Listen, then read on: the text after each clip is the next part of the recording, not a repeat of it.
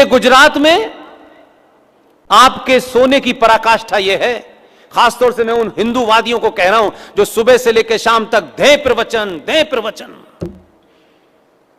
उनसे पूछ रहा हूं, क्योंकि कम से कम उन्होंने कहा कि भाई हम समाज में जागृति लाएंगे, लोगों को बताएंगे, तो कभी हम भी सुन लेते, कभी हमारे कानों में आ जाती यार ये कुछ भी हो लेकिन ये कुछ काम तो इन्होंने ऐसा किया है जो बता दिया है। एक मंदिर जिसके लिए इतना युद्ध हुआ,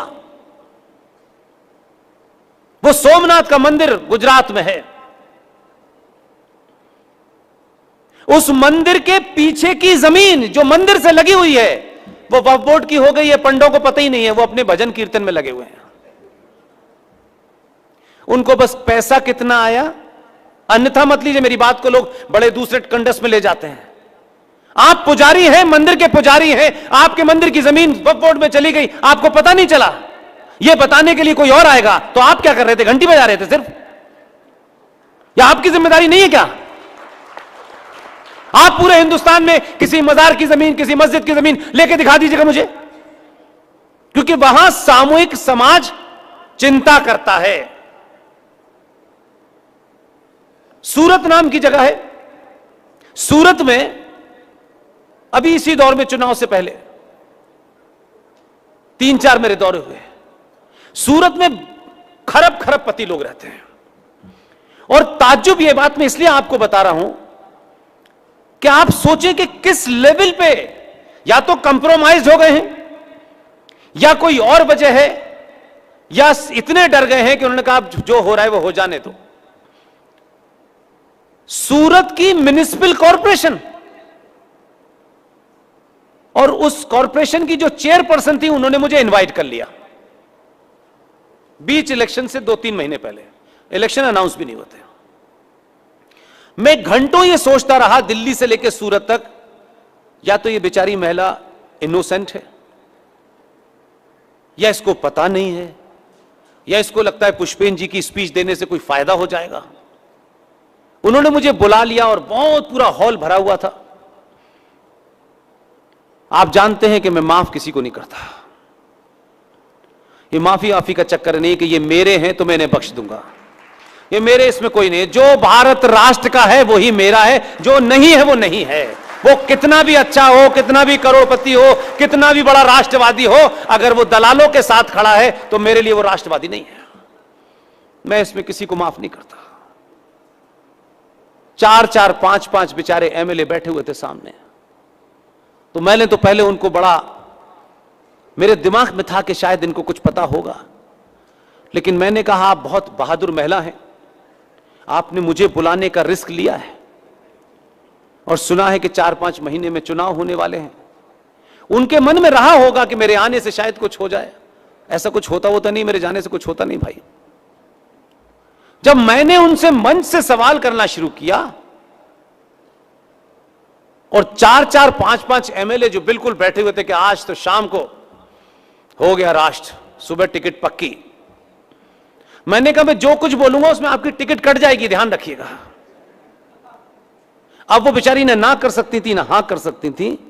आपको सोने की पराकाष्ठा बता रहा हूं मैं, या तो डेलिब्रेट इग्नोरेंस है या कोई और खेल है, सिर्फ पैसे का। सूरत का म्युनिसिपल कॉरपोरेशन वक्फ बोर्ड के अंडर में आ गया है और उसकी चेयरपर्सन को नहीं पता। 5-5 एमएलए बैठे, उनको नहीं पता। काहे के लिए हमें बोलते हो यार? कम से कम जिनको आप कहते हैं कि ये पंचर जोड़ने वाले हैं, उनको पता है पंचर कहां करना है और पंचर कहां लगाना है। कम से कम वो अपने एजेंडा, गलत सही कुछ भी हो, अपने एजेंडे के प्रति निष्ठावान तो है, वो गलती हो। आप अपने किसी एजेंडे के प्रति निष्ठावान नहीं है, कमिटेड नहीं है। खबरें छप गई, मैंने कहा यह खबर तक छपी, और उसी सभा में उस म्युनिसिपल कॉरपोरेशन के लीगल एडवाइजर भी बैठे थे। मैंने कहा आपने क्या एडवाइस दी? बोले मुझे पता ही नहीं है। यानी कहां से शुरू करें हम? इसलिए आज की डेट में मैं मानता हूं कि आप सिर्फ सच बोलें। यह सच किसी को भी बुरा लगे तो यह सोच के बोलें कि जिसे लगना है लग जाए। हम सबको एक ना एक दिन यहां से जाना है, उसका समय तय है।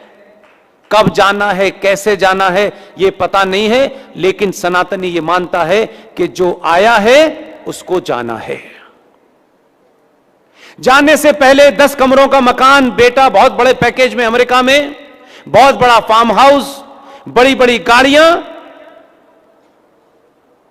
ये किसके काम आने वाली हैं, ये तय करिए। इसलिए जब तक जिंदा हैं, जिंदा होने का सबूत दीजिए। और अपने उस बेटे बेटी जिसको आप मिनरल वाटर पिलाते हैं, जिसको आप पोल्यूशन से दूर रखते हैं, जिसमें प्योरीफायर लगवाते हैं, यह ध्यान रखिएगा, कोई बचने वाला नहीं है। हम इतने डीप स्लंबर में हैं। यह कानूनों की बात है। उन्होंने पिछले 70 सालों में आपकी कमजोरियों को पकड़ा है और उनको पता है कब कहां क्या करना है।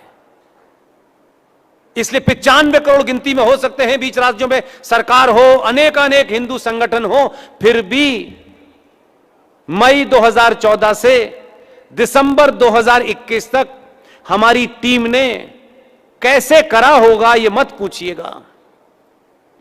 पूरे देश में 266 सनातनी हिंदू मुसलमानों द्वारा मॉब लिंचिंग में मारा गया है। और उसके बावजूद भी नुपुर को धमकी दी तो नुपुर बेचारी अंडरग्राउंड है। कमलेश तिवारी की सड़क पे हत्या हो जाती है, लेकिन राष्ट्रवादी ठेकेदार बोलते नहीं है। एक मुंह से शब्द नहीं निकलता है, बल्कि अब तो एक नया बयान आया है, ए मुसलमानों तुम डरो मत, हिंदुस्तान में तुम्हें कोई डरा नहीं सकता। कहां हैं आप? किस दिन का इंतजार कर रहे हैं? 2011 का सेंसस बताता है कि भारत के 29 राज्यों में से आप 9 राज्यों में ना के बराबर हैं। कब तक चलेगा ये? कौन बचाने आएगा आपको? या सारे पूरा देश छोड़ के अमेरिका और फ्रांस भाग जाएगा? जो लोग अपनी मातृभूमि को छोड़ देते हैं उनके लिए दुनिया कम पड़ जाती है, ध्यान रखिएगा। हम उस जानवर से भी शायद बदतर हो गए हों जो अपने बच्चों को बचाने के लिए, अपने घर को बचाने के लिए अंत तक लड़ता है। हम इस पलायनवादी मानसिकता में हैं, चलो यार यहां बहुत बुरा हाल हो गया है, अच्छा वहां चलते हैं। फिर वहां से 20 साल के बाद लात पड़ी तो हम वहां चलते हैं। अब कहां जाएंगे? हिंद महासागर के किनारे बैठे हैं, कहां जाएंगे?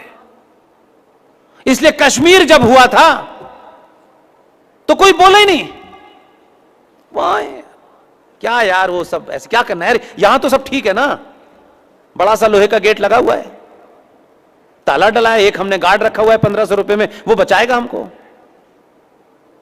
हम तो इस गलतफहमी के शिकार हैं।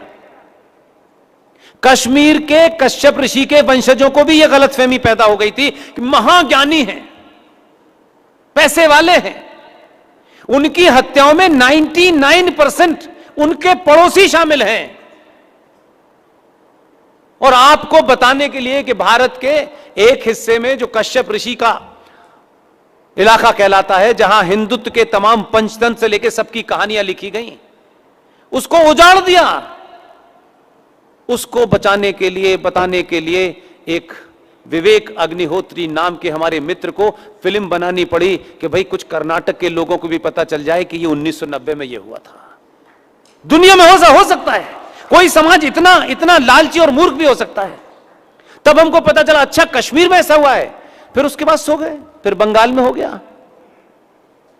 हम सब कुछ चाहते हैं सरकार करे, सरकार नहीं करती। सरकार सिर्फ ताकत के सामने झुकती है, ध्यान रखिएगा। शाहीन बाग बना कि नहीं बना? 92 साल की महिलाएं, नानी दादी बैठी कि नहीं बैठी? उसके बाद की कहानी पता है? नहीं पता। सुप्रीम कोर्ट ने 2 फिलर भेजे कि आप इस धरने को बंद कर दीजिए। उनका सुप्रीम कोर्ट की औकात क्या है भाई? ये हमारे एग्जिस्टेंस का मामला है। नहीं मानी बात, सच बताऊं आपको, जिस कारण से शाहीन बाग हुआ था, उन्होंने अपना वो एजेंडा, वो टारगेट, वो एम, वो ऑब्जेक्टिव हासिल कर लिया।